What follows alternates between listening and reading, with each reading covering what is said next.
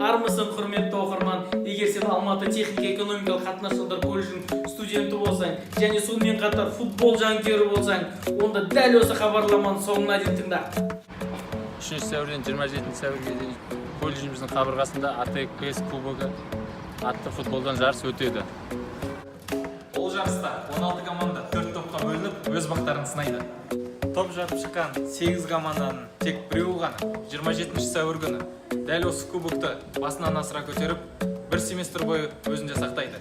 Себебі АТЭК ПС кубогы әр семестр сайын ойнатылатын болады. Сонымен қатар, өз талантымен көзге түскен үздік қақпашы алтын қолғаппен, үздік бомбардир алтын бутсамен және турнирдің үздік ойыншысы алтын доппен марапатталатын болады.